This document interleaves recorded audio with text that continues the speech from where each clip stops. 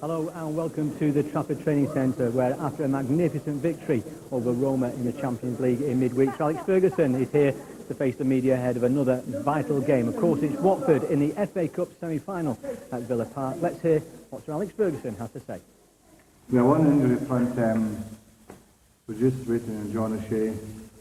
He didn't train this morning, but there was a kick in the calf he got on Tuesday, and we'll hopefully be okay by tomorrow. Then I've only decisions to make with Paul Scholes is back, and just have to change a winning team that performed in Tuesday. The way they did was very difficult. But Paul Scholes is such a good player, particularly with Spain in the semi-final, may be important to us. So that's a decision I have to make. Might you be tempted to make a few changes, given the success in the Champions League? So that's training. I think he'll be ready for. Should be definitely ready for next Saturday, but maybe Tuesday. What's your feelings about Cristiano signing a new contract? Were you having any doubt? Well, I had no doubts. I think everyone else had, and outside Old Trafford. I think there's some grounds for the speculation in the sense that if they keep talking in Spain the way they do, and unsettling clubs like ourselves, and that, I don't think they're very clear for Manchester than anyone else when they decide to put their net out for the best players in the world. I must say that David Gill's done a great job. I think, as we all know today, negotiations with any player can be complicated. But when one party negotiates, they have a target, another party has their target, and eventually you hope to get together. And that's what we've done, and David's worked hard in the last 2 months to get to that point, which was reached yesterday, or early last night. Given at what age he will want to play in Spain just because of his background, much later on in his career? Well, he's Portuguese. Well, you know, Southern Europe.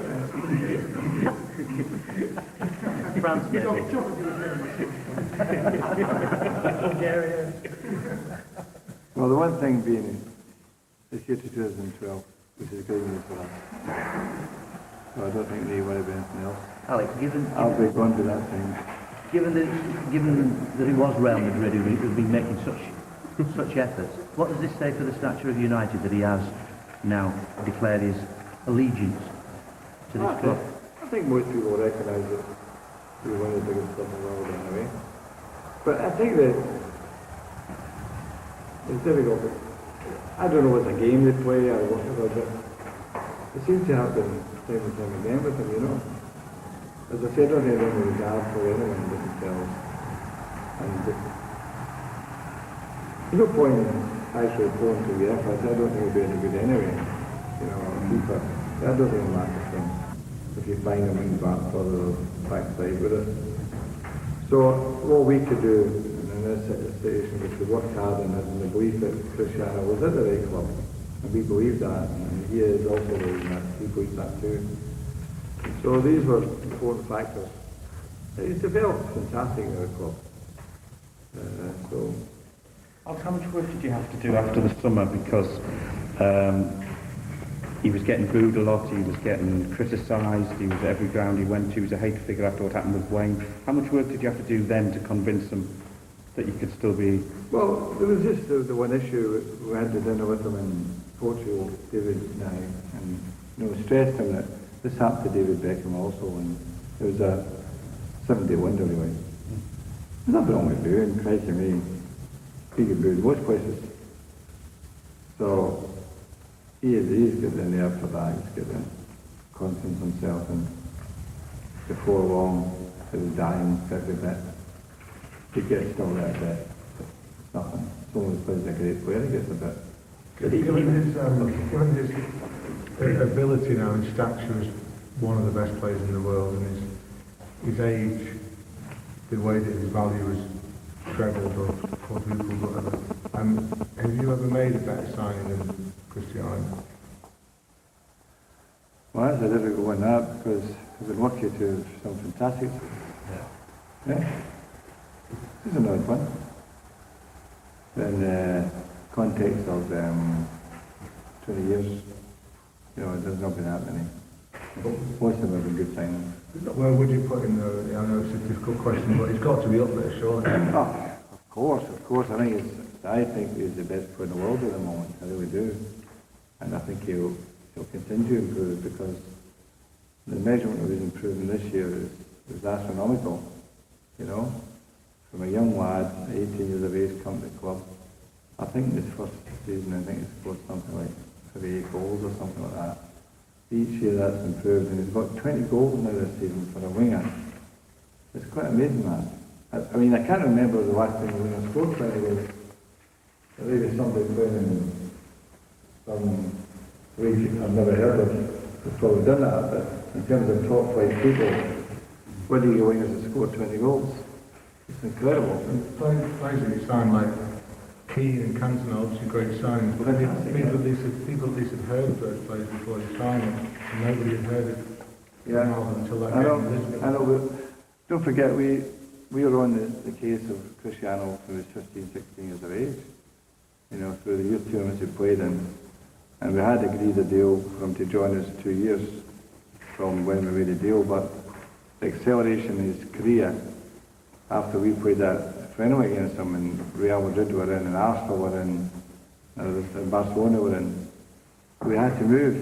We had to do that, but to act immediately, and we did. Is it usual for, after that friendly we led to believe that the players said, you've got to sign this lad? Is that usual? The players, your players say, you need to sign this guy? No, well, you don't get performance of that against us every week, you know.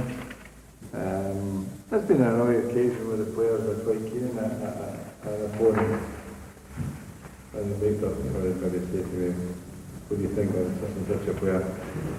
You know, I think he would do well here, you know, which is good because I think it's good to get an opinion off of players. Was that different? That was different, yeah. Alex, does it say something as well about the standard of the Premiership at the moment? Cristiano is so keen to stay here. We've got three of the 4 sides in the semi-finals of the Champions League as well. Just say something. Yes, that is a possibility. But I think it's more. I think more that he's happy here. I think that's very important. He sees his career has risen here. He's playing in front of 76,000 people every home game here. So these are important factors. He's well liked with the players. There's a good atmosphere about the dressing room. He knows there's a good club that way. So, in essential terms, there was no reason for him to think about leaving, really. Other than there's always that lure of people perceive Real Madrid as a galactic over how they call them. They just preconceived notion about themselves. And Barcelona are a fantastic football club too, but you know that you can't say that they're miles in front of Manchester United. Yeah, do you go along with the talk then of the past week that the Premiership is the strongest league in the world now? I think it is, yeah. At the moment, as it goes in cycles, you see the talents are fantastic. The 90s English football, we were well through the 80s, dominated, and the talent of the 80s. And then I think the Spanish teams in the early 2000s, through Valencia, remember the fourth quarter, the 3 teams in the semi-final one year, didn't they? And Valencia played Real Madrid in Paris. So that was, without question, they were the best team in Europe at that point. But I think the English clubs gradually quickly above that. You know, they're doing well. And you see that the form of Barcelona and Real Madrid this year has not been that great. Not the usual standard anyway. So yes, I think the English clubs are ahead at the moment. Alex, you mentioned the lot of positive reasons for staying at Manchester United. Did the electioneering from Real Madrid then kind of play into your hands when you come out and sit down and talk to them about why you should stay here? No, we never discussed these clubs. Right. It wouldn't be part of a negotiation for us. It was down to the simple terms, does the one boy want to stay, and what is it going to cost us? We negotiate a contract that's all down to these things. And that's where David Gill came into it. He's on, he did really well. And eventually got to the point both parties agreed. And when you negotiate, sometimes that maybe both parties are not happy, but they're satisfied. You know, it's the best they can do. And in the circumstances, I think both clubs are happy and satisfied. You said earlier that you think he's the best player in the world on current form. Can he go beyond that? Can he be... Yeah, it's good. But of course he can. But, I mean, Patrick Severo was saying the other night he could kind of be mentioned in the same breath as Pelé, Maradona. Is he that good in your potential? Well, at 22 years of age, he's the same skill factor as Maradona and Pelé, obviously. But you've got to remember Pelé's peak. Pelé is playing a World Cup final at 17, which is extraordinary, and scored 1,500 goals in his career. You know, Maradona played 2 World Cup finals. Incredible player. He was a player of his era, as I think Pelé. Although Pelé, I think, played in an era where there was some fantastic players at that time. There was Di Stefano, Puskas, Eusebio. There was some fantastic Cruyff. Maradona was, I think, was a player of his era. He was ahead of everyone by head and shoulders. Cristiano at 22 is definitely without question getting to the level of the best player in the world. And thereafter, you know, it'll be left to people like yourself and everyone else, every other coach in the world to decide whether he's as good as Maradona or Pelé. But, you know, that's in front of him. That's a challenge for him. Has it taken a club record deal, Alex, to pin him down? In what way? Well, in terms of the, you know, what it's cost the club to secure him for 5 more years, wages. Well, negotiations. I think we're satisfied with that, you know. What got any chance tomorrow? Well, we've got to talk about semi-final, which is... We've not got long to go. Exactly. I've only got 1 minute left. When people would write them off, but obviously you weren't that way. I think it's a media thing, that. I think where we come from is that, first of all, we've got a great experience of semi-finals in the sense of the Watfords of this world. We played Crystal Palace some years ago. They gave us a real difficult time. Took us to extra time, then a replay. And we got a real shock that day. I think we were 5 minutes away from going out the cup. First game, when Gary Francis scored the equaliser. So we're well aware of what can happen in semi-finals. I think, for my part, the good thing for me is that we've got a wee bit of a waking up in that last Saturday, although I think there was tiredness inside in the second half against Portsmouth. It's a nice reminder at this time of year that you can lose a football match. We respect the fact that they've got a good manager, they've got an honest bunch of players, they've got a bit of pace in their team, and they're in the semi-final. They're not there by accident. You know, they're there by their ability to win cup tie matches, and so therefore they get our respect, and I'm sure we'll get their respect also, because we would definitely be ready for this game tomorrow. Disappointing to see 2,000 empty seats in the Watford end when there's probably about 30,000 United fans who can't be there because of the allocations. I can't understand that. I mean, there's something wrong with the game when we have 76,000 fans and we get less than Watford. It's still Watford's fault, that line's elsewhere, that problem. But I was surprised I only heard that today. I didn't realise that until the radio interview there. I was quite surprised at that. I don't know what fans will be disappointed with that.